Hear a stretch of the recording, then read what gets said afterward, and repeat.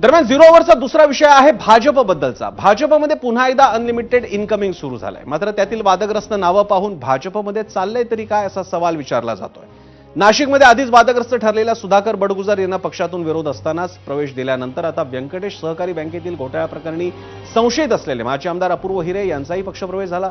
काही काळापूर्वी आता नुकताच काँग्रेसचे महत्त्वाचे धुळ्यातील नेते असलेले कुणाल पाटलांचा प्रवेश झाला. त्यांच्या जवाहर शेतकरी सहकारी सूत गिरणीवर काही काळापूर्वी छाप्याचं प्रकरण ताजं आहे. काही चौकशी सुरू आहेत. या पार्श्वभूमीवर भाजपमधलं हे अनलिमिटेड इनकमिंग पक्षामध्ये सूज आणतंय का? ही पक्षाची शक्ती आहे का सूज आहे? त्याचे काय फायदे तोटे होणार आणि हे इनकमिंग महागात पडेल का भाजपला आणि इतर पक्ष कसं बघतायत हा आपला विषय घेऊन पुढे जाणार आहोत. यासाठी पुन्हा एकदा मी जातोय केशव उपाध्यायांकडे. केशवजी, भाजपमधलं हे इनकमिंग पण ही शक्ती आहे का? स्थानिक पातळीला आता भाजपकडे स्वतःचं काडर उरलेलं नाहीये त्यामुळे हे इम्पोर्ट एक्सपोर्ट सुरू आहे? नाही, मुळात असं आहे की इम्पोर्ट एक्सपोर्टचा विषयच येत नाही, एक्सपोर्टचा विषयच येत नाही. इम्पोर्ट होतंय त्याच्यामध्ये मला खरंच कौतुक वाटतं संजय राऊत यांचं. आणि मी संजय राऊतांच्या पोस्ट सुद्धा वाचल्या आणि मला माध्यमांचंही खरंच या क्षणी कौतुक करावं असं वाटतं. म्हणजे असं आहे की आतापर्यंत ते ज्या पक्षातले इतर पक्षातले कार्यकर्ते होते ते अतिशय बदनाम होते, वाईट होते असं सोकॉल्ड, पण ते त्यांच्याकडे होते तेव्हा ते एक शब्दही त्यांनी बोलले नाही. किंबहुना बडगुजर असतील किंवा आता आज आलेले अपूर्व हिरे असतील यांच्या पाहुणचार सुद्धा संजय राऊतांनी कदाचित घेतला असेल, मला नेमकं माहिती नाही. तोपर्यंत ते गोड होते.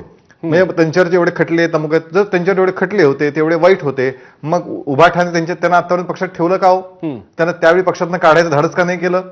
त्यांना आत्ता ते कसे वाईट आहेत ज्यावेळी ते पक्षातनं दुसऱ्या पक्षात गेले त्यावेळी उभाठा आणि संजय राऊत यांना दिसायला लागलं, सुचायला लागलं.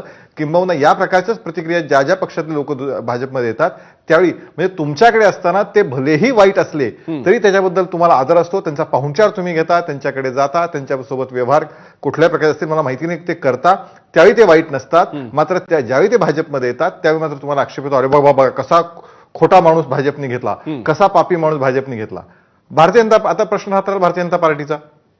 भारतीय जनता पार्टीची भूमिका या विषयातली अशी स्पष्ट आहे. याच्यामध्ये मला असं एक जण दाखवा की भारतीय जनता पार्टीमध्ये आल्यानंतर त्याच्यावरचं किंवा भारतीय जनता पार्टी संबंधित कुणी आल्यानंतर त्याच्याबद्दलची कारवाईमध्ये आम्ही बंद केली आहे, कारवाई कपात झाली आहे. त्याची कारवाई जी असेल ती पोलीस कारवाई करणार, कोर्टामध्ये समजा असेल तर. त्यामुळे अशा अनेक गोष्टी मी उदाहरण देऊ शकतो की भारतीय जनता पार्टीमध्ये आल्यानंतरही किंवा भारतीय जनता पार्टी सोबत आल्यानंतर सुद्धा या एखाद्या व्यक्तीला कोर्टाची किंवा ह्याच्यामधली कारवाई झाली. केशवजी, किरीट सोमय्यांनी लावून धरलेल्या प्रकरणांमध्ये त्यांचे पक्षप्रवेश झाल्यानंतर फाईल पूर्ण जाळली जात नसेल पण नुसती ती बंद होते, तपास फक्त सस्पेंड होतो, टर्मिनेट होत नाही. मला सांगा, जादूची कांडी फिरवल्यासारख्या सगळ्या जे काही छापे वगैरे असतात, चौकशी असतात, त्या कशा काय थांबतात? नाही, कुठलीही चौकशी थांबत नाही, कुठलीही खटला थांबत नाही. बरं, ज्या इशारा आहे, न्यायालयीन प्रक्रिया जी आहे हा भाजपमध्ये आलेला ना इशारा आहे केशव उपाध्यायांचा की कुठलीही चौकशी थांबणार नाहीये.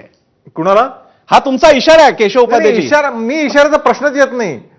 न्यायालयीन गोष्टी ज्या असतात त्या गोष्टी न्यायालयीन गोष्टी किंवा ज्या पद्धतीच्या आहेत त्या पद्धतीने चालत राहतात. त्याच्यामध्ये बऱ्याच वेळा आपल्याला मला माहिती आहे की चटकीपट न्याय आपल्याला असून तुमची माहिती सांगितल्यापेक्षा तीच असते, पण आपल्याकडच्या न्यायालयीन पद्धतीने अनेक महिने चालणारे न्याय